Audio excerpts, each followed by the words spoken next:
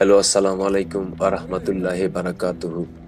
আজকে ঐতিহাসিক একটি স্থানে আপনাদেরকে নিয়ে যাচ্ছি, মসজিদুল গামামা। আপনাদেরকে আবারও স্বাগতম আমার আজকের ভিডিওতে, যেখানে নবী করিম সাল্লাল্লাহু আলাইহি সাল্লাম ঈদের নামাজ আদায় করেছিলেন মসজিদুল গামামা। মসজিদ আন-নববীর পাশে এক চিরন্তর ঐতিহাসিক নিদর্শন। মদিনা মুনাওয়ারা পবিত্র বাতাসে আজও ভাসে সেই দিনের স্মৃতি, যেখানে প্রিয় নবী সাল্লাল্লাহু আলাইহি সাল্লাম তার উম্মতের জন্য তুলেছিলেন দোয়া, আদায় করেছিলেন ঈদের নামাজ আর ছড়িয়ে দিয়েছিলেন রহমতের বার্তা। এই স্থান মসজিদুল গামামা, যা মসজিদ আল-নববীর পশ্চিম পাশে অবস্থিত একটি স্থান, যা শুধু দেওয়ালের মাঝে সীমাবদ্ধ নয়, বরং ইতিহাসের সূর্যালোকের মতোই আজও উজ্জ্বল। মসজিদুল গামামার নামের উৎপত্তি। গামামা আরবি এই শব্দের অর্থ মেঘ। ইতিহাসে আছে, যেদিন আমাদের প্রিয় নবী সাল্লাল্লাহু আলাইহি সাল্লাম নামাজ আদায় করেছিলেন, সেই দিন এক সাদা মেঘ এই স্থানটির উপর ছায়া দিয়েছিল, যেই কারণে এই মসজিদের নাম রাখা হয় মসজিদুল গামামা।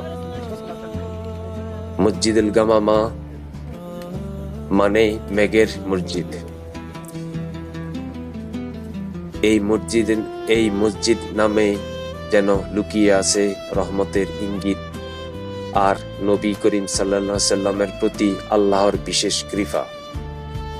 মসজিদ আল গামামা ইসলামের শুরু যুগের এক গুরুত্বপূর্ণ জায়গা। হাদিসের বর্ণনায় আছে, নবী করিম সাল্লাল্লাহু আলাইহি ওয়াসাল্লাম বহুবার এইখানে ঈদের সালাত আদায় করেছিলেন। তখন মসজিদ আল গামামা মসজিদ আল নববীর আকার ছিল ছোট। ইসলামিক সমাজের বড় সমাবেশগুলো হতো খোলা প্রান্তরে, আর সেই খোলা প্রান্তর কেন্দ্র ছিল এই গামামার এলাকা।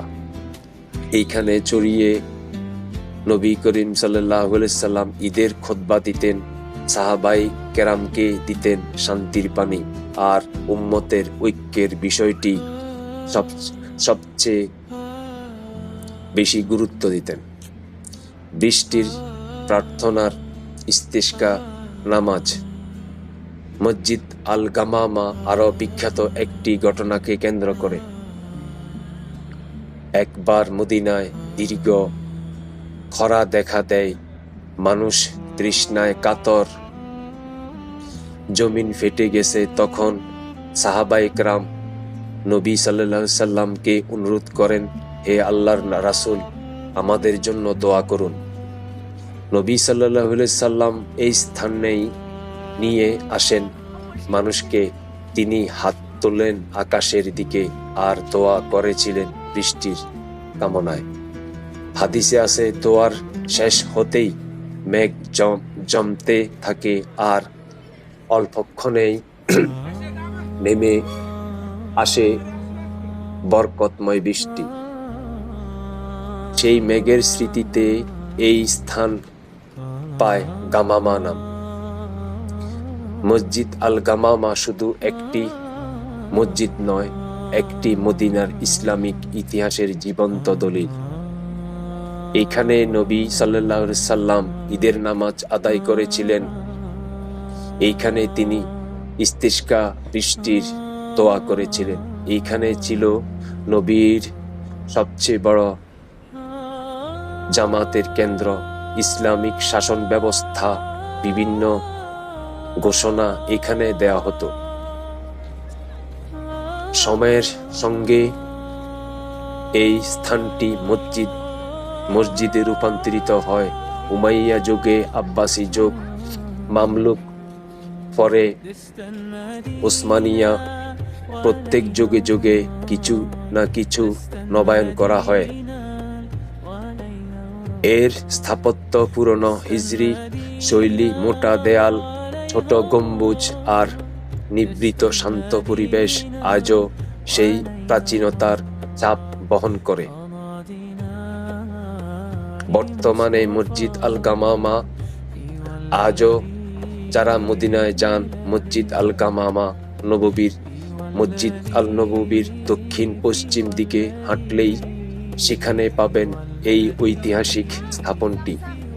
বর্তমানে মসজিদটি সাধারণ নিয়মিত খোলা রাখা হয় না, কিন্তু বাহির থেকে দর্শনার্থীরা এটি দেখতে পারেন। নবীর এই মসজিদে দাঁড়ালে মনে হয় সময় যেন কয়েক শতাব্দী পেছনে চলে গেছে। চোখ বন্ধ করলে কল্পনায় ভেসে হাজারো সাহাবার সারিবদ্ধ জামাত, নবীর এক খুতবায় মৃদু সুর, আর আকাশ থেকে নামতে থাকে রহমতের মেঘ। আপনাদের যদি আমার ভিডিওটি, আমার চ্যানেলটি যদি ভালো লাগে, আমার চ্যানেলটিকে সাবস্ক্রাইব করবেন, আপনার পরিবারের সাথে শেয়ার করবেন, আপনার বন্ধুদের সাথে শেয়ার করবেন এবং পাশে থাকা বেল আইকন ক্লিক করে রাখবেন, আমি যেন নতুন নতুন ভিডিও আপনাদেরকে উপহার দিতে পারি। ধন্যবাদ সবাইকে। আসসালামু আলাইকুম ওয়া রাহমাতুল্লাহি ওয়া বারাকাতুহু।